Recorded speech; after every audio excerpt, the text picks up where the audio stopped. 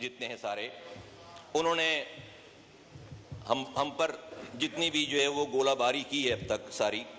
سر قائد اعظم محمد علی جناح رحمۃ اللہ علیہ کی تصویر لگائی ہوئی ہے یہاں پر، اور میں ریکنسیلیشن کی بات کرنا چاہتا ہوں. بہت زیادہ میرے پاس پوائنٹ سے ساری باتیں ہو سکتی تھی لیکن میں نہیں کرنا چاہتا، لیکن کچھ باتیں ان کے خلاف. محترمہ فاطمہ جناح قائد اعظم کی جو ہے وہ جو بہن تھیں، وہ الیکشن لڑ رہی تھیں اور ان کے خلاف اس وقت کے ڈکٹیٹر جناب ایوب خان صاحب نے الیکشن لڑے وہ، اور ان کو محترمہ فاطمہ جناح کو را کا ایجنٹ غدار وطن قرار دیا.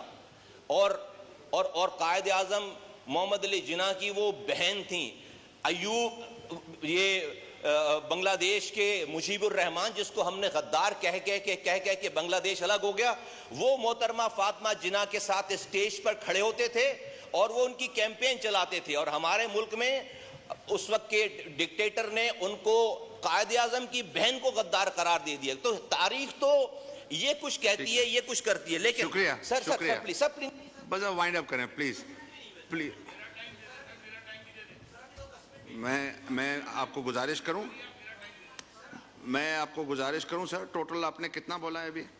20 minutes 37 seconds. 7 minutes before 13 minutes now. Find up کریں پلیز سر، بہت لمبی لسٹ ہے. پلیز مائک کھولیں پلیز سر. سر ہم نے اسی ملک میں دیکھا رانا ثناء اللہ کی گاڑی میں ہیروئن ڈال دی جاتی ہے.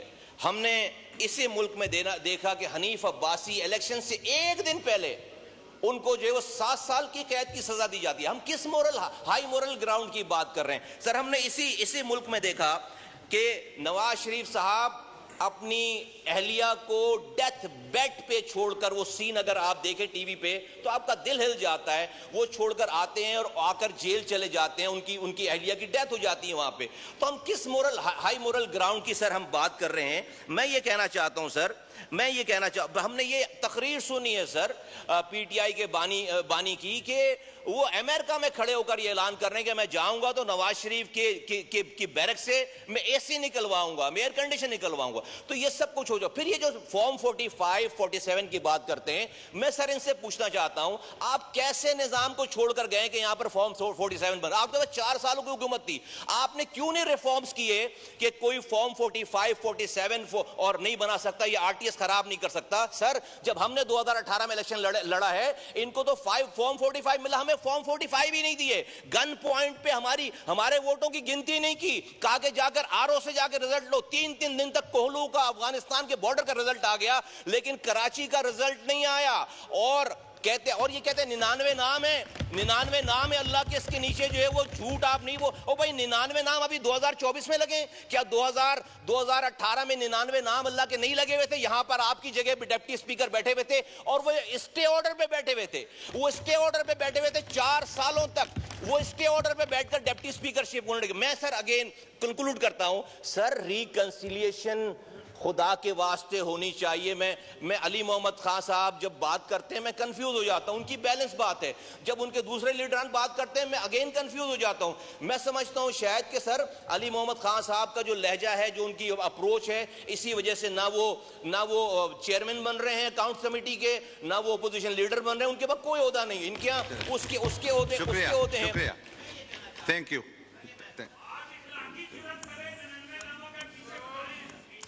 یہ مصطفیٰ کمال صاحب کا مائک کھولیں. سر وائنڈ اپ پلیز. اچھا سر وائنڈ اپ کرو. سر وائنڈ اپ کرو. سر ایسا ہے کہ دیکھیں آج اگر ہم جو کر رہے ہیں نا، 2029 کا الیکشن بھی ایسے ہی ہوگا جو آپ چاہتے ہیں.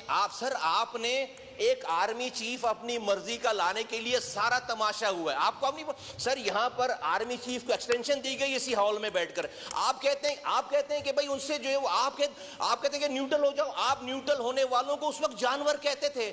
آپ اپنی مرضی کی انٹرونشن چاہتے ہیں سر. آپ اپنی مرضی کی آپ چاہتے ہیں کہ اسٹیبلشمنٹ انٹروین کرے، لیکن آپ کے لیے کرے تو وہ اسٹیبلشمنٹ حلال ہے. اگر وہ انٹرونشن نہیں کر رہی تو وہ جو ہے تھینک یو. صحیح ہے، پوائنٹ آ گیا. بس مصطفیٰ صاحب پوائنٹ آ گیا.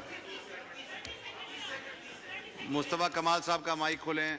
मैं ये कह रहा हूं कि सर अगर 2029 का इलेक्शन ठीक करना है, आए बैठे हम ये रिफॉर्म्स करें कि ना कोई 45 बना सके, 47 बना सके, ना कोई आरटीएस सिस्टम को बंद करके, वरना आप यकीन करें जो आज आप ये कर रहे हैं, आप 2029 में भी यही काम कर रहे होंगे, फिर ये ठीक सारा मसला ठीक नहीं होगा। प्रोड्यूस करने वाली फैक्ट्रियां बन गई हैं, डिग्रियां ले लेके लोग फिर रहे हैं, उनको कहीं नौकरी नहीं, क्योंकि हम वो पढ़ाई नहीं रहे जो दुनिया की डिमांड है।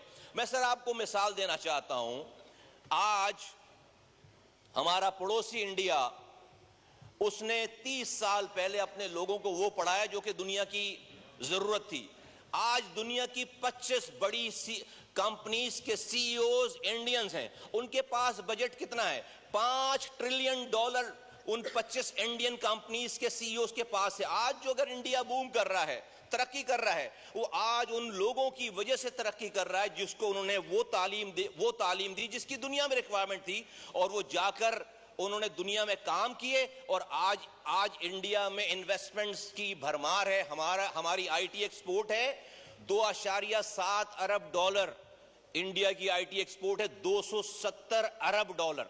हमारे पास रिजर्व है सारे मिला के, जो कि हम खर्च भी नहीं कर सकते, कर्ज लेकर बैठे हुए हैं, 8-9 अरब, कभी 6 अरब हो जाते हैं। इंडिया का रिजर्व है $607 अरब। कैसे हुआ? आज अगर आप अपने यहां सबसे ज्यादा डॉलर्स कैसे आ रहे हैं हमारे मुल्क में सर? एक्सपोर्ट पे भी नहीं आ रहे। $32 अरब हमारी एक्सपोर्ट है, $33 अरब हमारे एक्सपेट्रिएट पाकिस्तानी भेज रहे हैं। ये सबसे बड़ा जो डॉलर का चंक आता है वो बैरून मुल्क पाकिस्तानियों से आता है।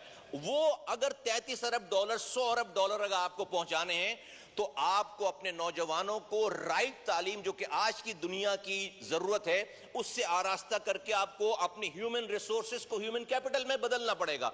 अच्छा, हम क्या कर रहे हैं? हमारे यहाँ क्या हो रहा है?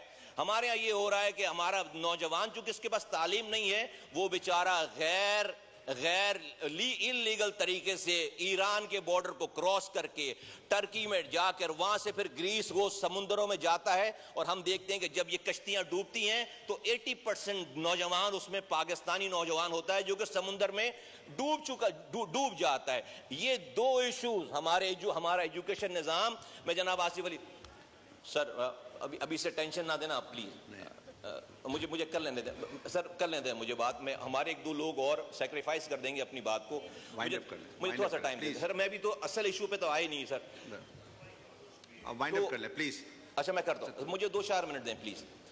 तो सर, तो इन दो इश्यूज को सर अगर हमने अगर इस एज अ कौम हमने सर फोकस कर लिया, तो मैं समझता हूँ ये बहुत बड़ी हमारे लिए जो एक कामयाबी हो। अगर हमने इसे नहीं किया तो ये हमें ये इरोड कर देगा, एज अ नेशन हमें इरोड कर देगा। मेरे पास और चीजें थी, लेकिन मैं अब दूसरे सर फाइनल पॉइंट पर आता हूँ। सर हमारे पीटीआई के दोस्त